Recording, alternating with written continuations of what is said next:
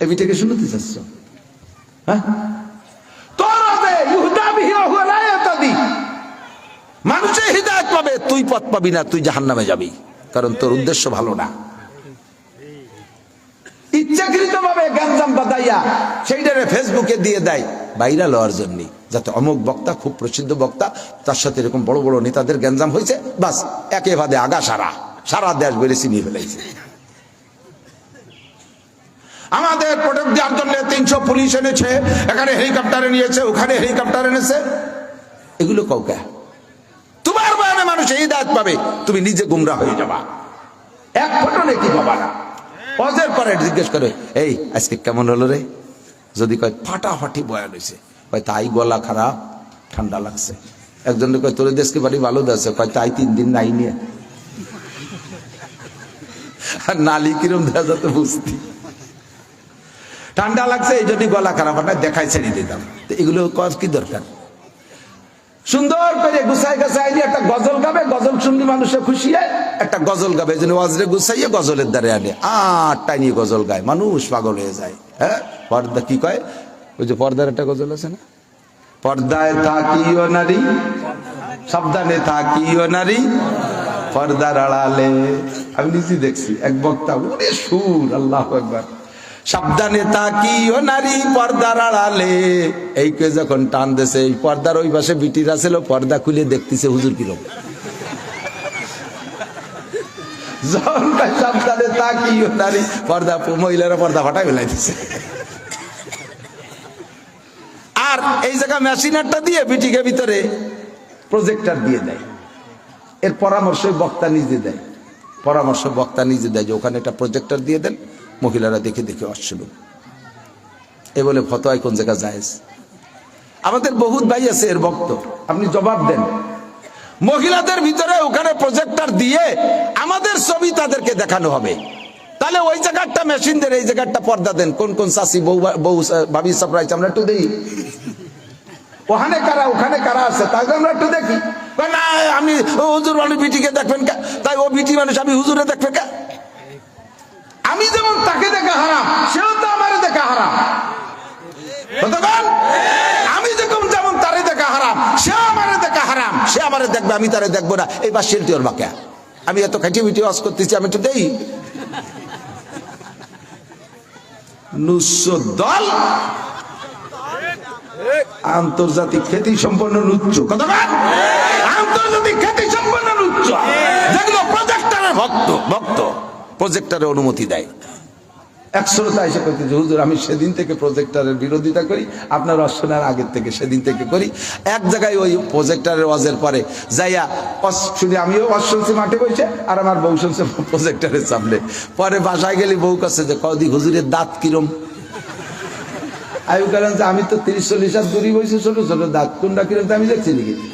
আমরা জানি দাঁত কিরম। হুজুরের একটা দাঁত প্রজেক্টরে বড় করে দেখাইছে, সে খেজুর গাছের মতো মোটা মোটা দেয়, একটা একদম একটা হয়েছে, সব দেখছে দাঁত। তাহলে কি ওয়াজ শুনতে গেছে না গরু বেচা কিনা? গরু কিনতে গেলে দাঁত দেখে কিনে না, এই গরু কিনতে এসে দাঁত দেখছে যে কোনটা বিহা করা ভাঙ্গা। উচিত কথা কবরে মাসি, তাই আর একবার আসি আর না আসি, খুব কষ্ট লাগে। আল্লাহ পাক রব্বুল আলামিনের কাছে জানতে চাইলাম, আল্লাহ ঠিক আছে সব কিছুর ইবাদত বানাবি, ইবাদতের কোয়ালিটি কেমন হবে, ইবাদত কোন মানের হতে হবে? আল্লাহ কয় ওয়ালা ইউশরিক বিইবাদাতি রাব্বিহি আহাদা ওয়া মা উমিরু ইল্লা লিয়াবুদুল্লাহা মুখলিসিনা লাহু, খালি ইবাদতের সাথে আছে। ওয়ালা ইউশরিক বিইবাদাতি রাব্বিহি আহাদা, কোন ইবাদত করার ব্যাপারে আল্লাহকে আল্লাহর সাথে মখলুককে শরীক করবে না। কয় মখলুককে শরীক করা কারে কয়? ইবাদত করে মানুষের কাছে প্রশংসা পাওয়ার লোভের নাম হলো শিরিক ফিল ইবাদত। ইবাদত এই ওয়াজ করতেছি ইবাদত, এই জায়গা আপনারা আমারে প্রশংসা করবেন, এই প্রশংসার লোভটাই হলো আমার শিরিক ফিল ইবাদত। আমি ওয়াজ করতেছি আল্লাহ তোমার বান্দারা যাতে হিদায়াত পেয়ে যায়, আমি কোনো মতে একটু পথ দেখাই দিতে পারি যে এই পথ দিয়ে গেলে জান্নাতে যাওয়া যায়, আমার নিয়তটা থাকতে হবে ইখলাস। এই জায়গা যদি আমার প্রশংসার ভাইরাল হওয়ার স্বাদ থাকে, তাহলে এটা শিরিক ফিল ইবাদত হবে। আল্লাহ কয় ওয়ালা ইউশরিক ইউশরিক বিইবাদাতি রাব্বিহি আহাদা। ইবাদত করব কেমন? ওমা উমিরু ইল্লা লিয়াবুদুল্লাহ মুখলিসিনা লাহুদ্দিন। তোমাদেরকে অনুমতি দেওয়া হয়েছে একমাত্র ইখলাসের সাথে ইবাদত করবে আল্লাহরই জন্য। নামাজ কার জন্য? এটুকান কার জন্য? রোজা নামাজ হজ যাকাত কার জন্য? ফরজ ওয়াজিব সুন্নাত মুস্তাহাব কার জন্য? দান খয়রাত সদকা ফিতরা মান্নত কুরবানি কার জন্য? মসজিদ মাদ্রাসা করি কার জন্য? মারহাবার জন্য যারা করেন খোদার কসম নেকি পাবেন না। মারহাবার জন্যই করেন। মসজিদটা করে দে নেম প্লেটে আমার নাম থাকতে হবে, মাদ্রাসার ভবন করে দে আমার নাম আমার বাপের নাম থাকতে হবে। এগুলো সব শিরিক ফিল ইবাদত। খোদার কসম 5 পাইরও নেকি পাবেন না। জীবন ভরে মানুষ আপনার প্রশংসা করবে, প্রশংসা পর্যন্ত শেষ, আল্লাহর কাছে কিছু পাওয়া যাবে না। ওয়ালা ইউশরিক বিইবাদাতি রাব্বিহি আহাদা। কথা কি বোঝা যায়? আমি সব ব্যাখ্যা দিয়ে বলতে সময় পাইলাম না, শুধুমাত্র পথ দেখালাম যেটা আমার দায়িত্ব। এর আত্মতরিক পথ দেখালাম। যা করব একমাত্র আল্লাহর জন্য করব। আর করব কি? হুকুম যেগুলো আছে সেগুলো করব, নিষেধ যেগুলো আছে সেগুলো ছেড়ে দেব। তাতে দুনিয়ার কাজটাও ইবাদত হবে, আবার আখিরাতের কাজটাও গুনাহে পরিণত হবে। এদিক মহিলারা কোরআন শরীফ তিলাওয়াত ইবাদতের মধ্যে তো সন্দেহ নাই, ঠিক না? পুরুষও করবে, মহিলারাও করবে। তো মহিলা যদি ঘরে বসে জোরে জোরে তিলাওয়াত করে আর রাস্তার বিটারা যদি শোনে, তাহলে আল্লাহর কসম একটা নেকিও হবে না। যতজন পুরুষের শুনছে অতজন পুরুষের সাথে ওই মহিলার জিনার গুনাহ লেখা হয়েছে। তিলাওয়াত তার মধ্যে নেকি নেই, গুনাহ হয়ে গেছে। অথচ ইংরেজি পড়লাম তার মধ্যে বস্তা ভরে নেকি পেলাম, ভিতরে উদ্দেশ্য ভালো, ভালো মন্দ, ঠিক কিনা? আল্লাহর হুকুম নবীর তরিকায় তিলাওয়াত করে তাহলে নাকি বাবা। মহিলা বয়ান করে, আর বাবা এই মাঝে মাঝে আপনাকে দিক তালিম আছে নাকি আমি জানি না, বিটিকে তালিম হয় না, কয়েক গ্রামের মহিলা গুছাই এক জায়গা বসে তালিম করে। সে স্বামী বিচারা পিএজ লাগাতে গেছে, সেই পিএজ লাগা এসে দুপুরে ভাত পাইনি, বউ তালিমে গেছিল। তুমি কোথায় গেছিলে? কথা কয় না, দিনের কাছে গেছিলাম। আল্লাহরে খুশি করা ফরজ, তুমি কিরা? স্বামী রে ভাত না খাই আল্লাহরে খুশি। অমুক জায়গা আছে, আমার হুজুরির বউ আছে তালিম করতেছে, সেই তালিমে গেছিলাম। বড় জ্বালাই, কুলা পান সব জায়গায় এটা এদিক এদিক আমার দিক তাকান, সময় কম আর বাড়তি বাড়তেছে। ওর বাবা হয়ে গেছে, আমার টাইম ওভার হয়ে যাচ্ছে আমার দিক। তো তালিমে গেছিলাম। এবার তালিম করে বাড়ির পাশে রাস্তা, রাস্তার পাশে বাড়ি, জোরে জোরে তালিম করতেছে। তালিমের শেষে একটা লম্বা মোনাজাত, আর মহিলাকে মোনাজাতে কিন্তু কান্না বেশি আমাকে, কারণ বেটারাও কান্দে না, পুরুষরা কান্দে খালি কান্দে, আর মহিলারা কান্দে গীত গায় আর কান্দে, ঠিক না?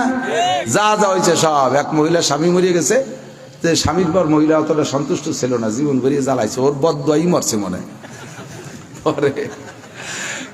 আর এক মহিলা সবাই কাঁদতেছে, হয়েছে বউ কান্দে না।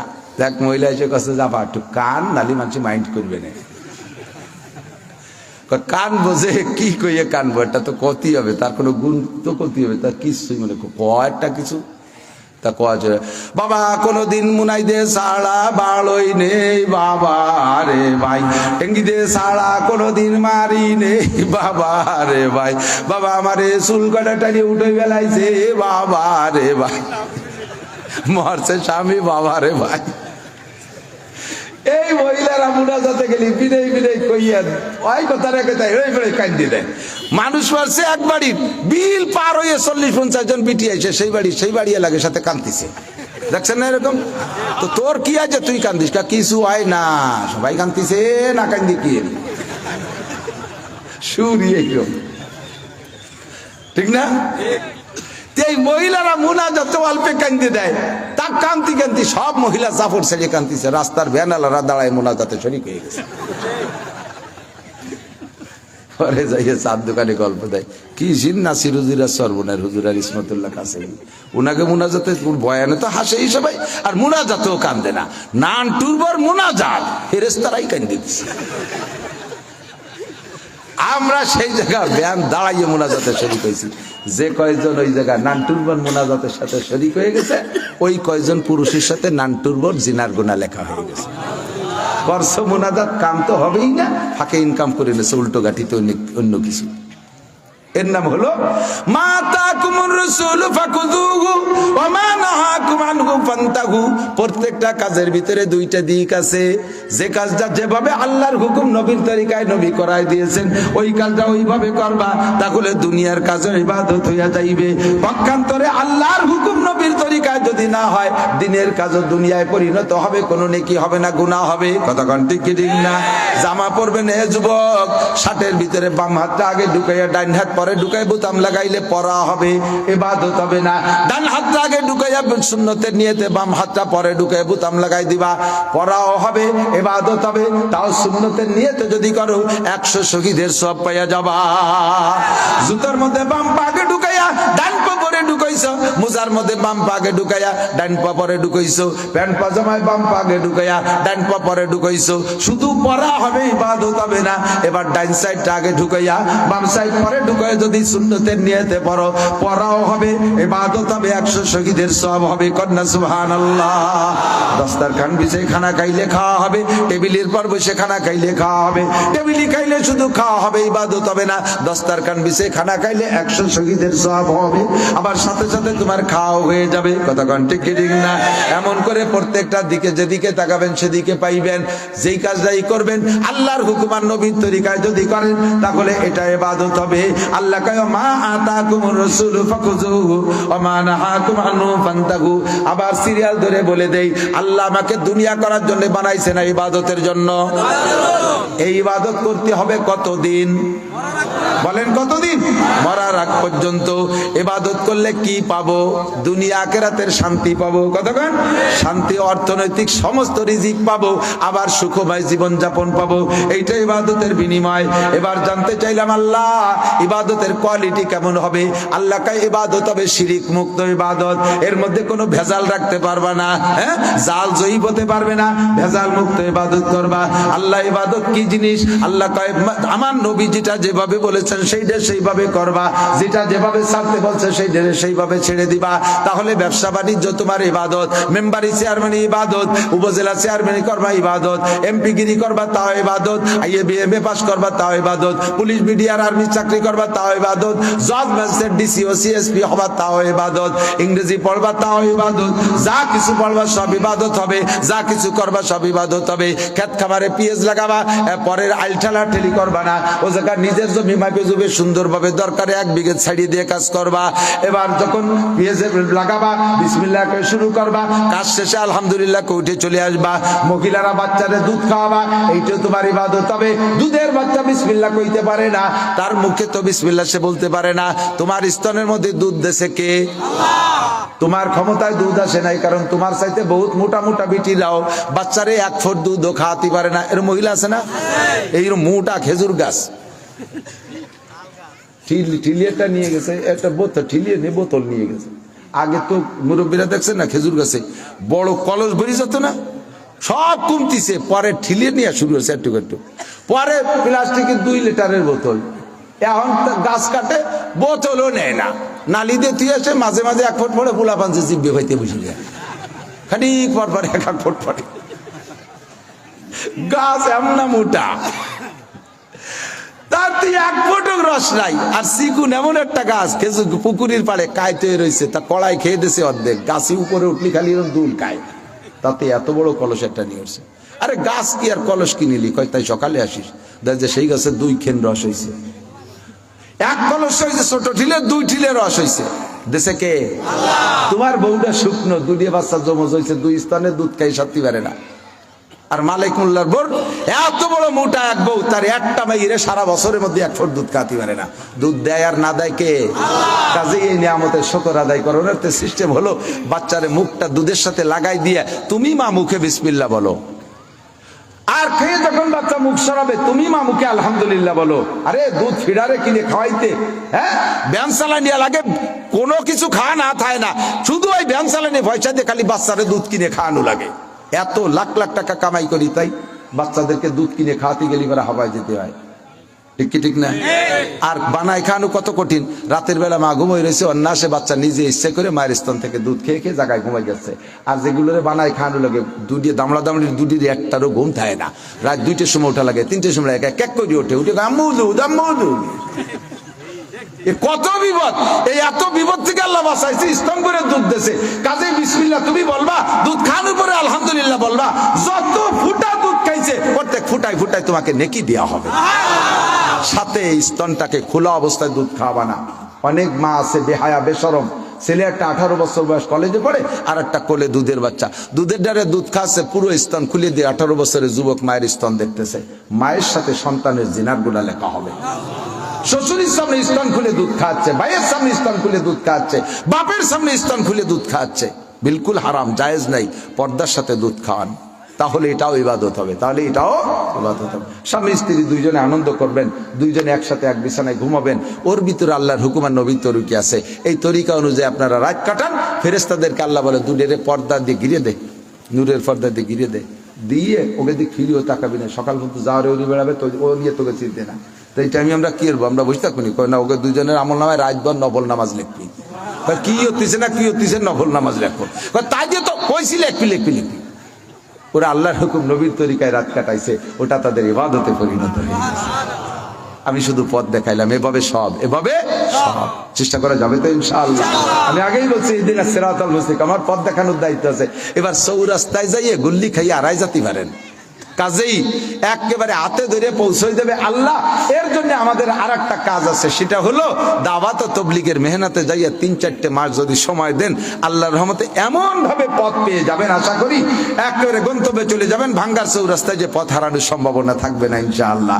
দাওয়াত ও তাবলীগের মেহনত 1, 2, 3 ফরিদপুর কি প্রথম পর্বে 31 জানুয়ারি 1-2 ফেব্রুয়ারি তবলিগ করবো উলামায়ে কেরামের সাথে। কাদের সাথে ইজতেমা করবো? কাদের সাথে? আলেমদের সাথে। কোন পাবলিকের সাথে গেলে কি পাবলিক সেও জানে না, আমিও জানি না, দুই না জানে একসাথে যে কি হবে, খালি পিকনিক খাই হবে, ঠিক না? 5,000-7,000 ছেলেদের টাকা দেশে ছেলেরা যাইয়ে বেশ মুরগি টুরগি বিরিয়ানি টিরিয়ানি খাইয়ে বাপ পায়ের তেল কইয়ে চলিয়েছে বাড়ি। আবার কি শিখছেন? সে ফকি গেছিলাম এক আমিরির সাথে, সে হয়ে আমাল ওই খাওয়াই শিখছি। নাসির হুজুর কলেজে তবলিগে গেলি এত তার চেয়ে দেয় কিচ্ছু না, মানে কিচ্ছু না। একজনে কয় বাপ কবর আযাবরে ভয় পাও, ও জানি কবরে কি আযাব হবে। ওই দুটো চড় দেয়, পরে রাইফেলের গাদা দিয়ে দুটো গুঁতো দেয়, পরে দুটো মোয়া দেয়, এই হলো কবর আযাব। মানে আসামি পুলিশি দাম আছে, দৌড়ে যাইয়া ভাঙ্গা কবরের মধ্যে বলাইছে। পুলিশি যাইয়া সেই জায়গায় গাড় ধরে উঠাইয়া 2 চড় রাইফেলের গাদা দিয়ে 2 গুঁতো মারিয়া, পরে ব্যাগে ছিল দুটো মোয়া, তাই খাওয়াইছে। মনে হচ্ছে এর নাম কবর আযাব। তুমি কবর আযাব তো দেও নাই রে দুদু। তবলিগ তো চেনে না, আমি জামাত নিয়ে গেছি, যুবকরা 12 জন ছিল, তাদের আলিফবা থেকে নিয়ে মাত্র 3 দিনই কোরআন শরীফ পড়া শিখে ফেলেছে। কলেজের ছেলে তো, ব্রেন ভালো, একেবারে সহজ, অক্ষর চিনাইয়া জের জবর পেশ জজম তাজদিদ শিখে 3 দিনই পড়া শিখে ফেলাইছি। আর বাকি 38 দিন ছিলাম, 8 পারা সবক পড়াই নিয়েছি কোরআন শরীফে। আমি কাশিয়ানী হুজুরের ভাতিজা, ওই মৌলানা ভুলে গেছি রে, আবু সাইদ সাহেবের ভাই ছোট জন, আমরা একসাথে গেছি। আর মৌলানা মনিরুজ্জামান, আমরা এদেরকে 8 পারা সবক পড়াই নিয়েছি। কোন সব মূর্খর দল যদি একসাথে যায় 8 পারা না, আলহামদুলিল্লাহ শুদ্ধের ভর্তি হবে। আমি শুনি যে বলে ইয়া আনা বুধু ইয়া আনাস্তাইন পড়াচ্ছে একজন, ইয়া আনা বুধু ইয়া আনাস্তাইন। আল্লাহ কে ইয়ে নাজিল, কোরআন শরীফ নাজিল হলো কবে আবার? এবারই কোরআন ফাজলামি সাত কিছু না। তাহলে তবলিগ হবে উলামায়ে কেরামের সাথে, ঠিক না? আমরা ইনশাআল্লাহ হাজার হাজার উলামায়ে কেরাম রমজানে ইনশাআল্লাহ তবলিগে যাবে, রমজানে যাবে, ইজতেমার মাঠে যাবেন, ওখান থেকে চিল্লায় নাম লেখা আসবেন। রমজানের শবে বরাতের পরে আলেম উলামারা বেরোয় পড়ে, হুজুরদের সাথে থাকবেন, এক চিল্লা থাকলে আল্লাহর রহমতে আপনি কোরআন শরীফ পড়া শিখতে পারবেন। তো মাহফিল, অতর্কিত মাহফিল, আমি যে কয়েকদিন আগে, সময় নেই আমার, মাহফিল অন্য জায়গা, শুধু ওই ডাক্তার সাহেব আমার মাদ্রাসার হুজুরদের সাথে একটু যোগাযোগ আছে, কি টাকা লাগবে তাই কব বলি, তো তুমি উকি ঝুঁকি আমি বুঝি না, যে যার ব্যবসা আছে সে তার নিয়ম কানুন জানে। আমি কালেকশন পারি না। মিজান ফরিদিরে দাওয়াত দিতে হবে, 100 লোকের কাছ থেকে যা দেওয়া পারে, আমি 1 লাখ মানুষের কাছ থেকে তা পারি না। ওকে শূন্য মাঠে ছাড়িয়ে দিলি বড় বড় শৈল পায়, আমাদের সাগরে ছাড়িয়ে দিলে পানি চলে যায়, পাই না, আমার টাকা দেয় না কেউ, আমিও পারি না। শুধুমাত্র ফিল্ডে বিসমিল্লাহকে হাত দেবেন। হঠাৎ করে আপনাদের ছোট মাদ্রাসা বড় হবে ইনশাআল্লাহ, বড়দের চাইতে ছোটদের পিছনে কিন্তু খরচ বেশি। আমার একটু একটা পুতা আছে, পুতা কয় আমাকে দিক, ছেলেরে পুতা কয়। এর জন্য আমি 40টা প্যান্ট কিনছি এই শীতকালে, 40টি তো হবে, আরো প্যাম্পাস তো ভর্তি তালে রয়েছে, জ্যাকেট ম্যাকেট দিয়ে 40টির উপরে গেছে। আর আমার এই সেটের বয়স 5 বছর চলে। বাড়ি মুরব্বী বড় যারা, তাদেরকে 4-5 বছর আগে কিনে দিছি, কিনা লাগে না। আর ওর এবারে যে 40টি, আগামীবার ওই 40টি হবে না, ওরা আবারও কিনে দেওয়া লাগবে, ঠিক না? কুটি খেতা প্যাম্পাস পম্পস দিয়ে কত তা লাগে, বড় মানুষের অত তা লাগে না। ওর 3 দিনই একটা দুধ শেষ হয়ে যায়, একটা দুধের দাম 800-900-1000 টাকা, 3 দিনই শেষ হয়ে যায়। আর 800-900 টাকা লিবার আমরা 1 মাস খাই বাঁচতে পারি, বাদ্য ডাল থেকে দুধে মধু দিয়ে, ঠিক না? তাহলে ছোটদের খোরাক বেশি লাগে, বড়দের কম লাগে। ছোট মাদ্রাসা শুরু হচ্ছে, এদের নানান প্রয়োজন, ঘর বাড়াইতে হবে, পায়খানা বানাতে হবে, বাথরুম বানাতে হবে, ইত্যাদি ইত্যাদি বানাতে হবে। কাজেই এত মানুষ যেহেতু আসছেন, 100 করে টাকা দিলে এখানে 1 লাখ টাকার উপরে হবে ইনশাআল্লাহ। 100 করে টাকা দিলে 1000 মানুষ আছেন, 1 লক্ষ টাকা হবে ইনশাআল্লাহ। আর যদি বেশি দেন আরো বেশি হবে। একেবারে কম পক্ষে আপনার ফিকির থাকতে হবে যে আমি 50টা টাকা দিয়ে যাবো আল্লাহ দিনের জন্য। যদি এভাবে দেন, হুজুরদের এই মাহফিলটা গাড়ে পড়বে না, আগামীবার আবারও আমাদের দাওয়াত দেবে, আবারও আসতে পারবে ইনশাআল্লাহ। যদি ওরা মাইনেসে থাকে তাহলে না, এই ওয়াজ মসজিদের দরকার নেই, হচ্ছে মমতা জানলিফারা 3-4 লাখ টাকা ডানি থাকে। আল্লাহ হেফাজত করুক, জোরে কানা আমিন। তো বিসমিল্লাহ কয়ে মাঠে এই যাবে, বলেন কি? তারাকান্দি নুরু ভাই 5000 টাকা দেবে, আলহামদুলিল্লাহ, আল্লাহ নুরু ভাই দান কবুল করেন। কেউ যদি লেখানোর থাকে লেখায় দেবেন। আর এক্ষুনি ফিল্ডে যাইতেছে, আজকের পকেটের বড় টাকাটা একটু বের করেন, আজকের পকেটের বড় টাকা, বিশেষ করে 500 আর 1000 টাকা, 200 আর 100 টাকা, 4 পদের টাকা থাকলে আমার একটু দেখান, দেখাইয়ে যে হুজুর এই যে আছে কিন্তু দেব না, এই কই আবার পকেটে দিয়ে দেন, একটু দেখান। টাকা দেখলেও শরীর স্বাস্থ্য ভালো হয়, পরের টাকা দেখলে স্বাস্থ্য ভালো। টাকা গুনলি ওই ভলেন্টিয়ার রাখাই সামনে দে, ওদিক দে নাই, এই দিক দিয়ে যাবা, ওই পাশালারা রেডি হবে, আইডিও ভাবে যাবা, কেউ টের পাবে না। এদিক দিয়ে ঢোকা, এদিক চলে, এদিক এদিক, এখান দিয়ে যাবে, এদিক দিয়ে যাবে। আর কেউ থাকলে নুরু ভাই 5000, আর কোনো ভাই থাকলে একটু বলেন 5000, 10000, 2000, 1000 একটু বলেন, লেখান, দোয়া করে দেব। আপনারা লেখাইয়া দেওয়ার আগ পর্যন্ত হুজুররা দোয়া করতে থাকবে যাতে আপনি মিস না করেন।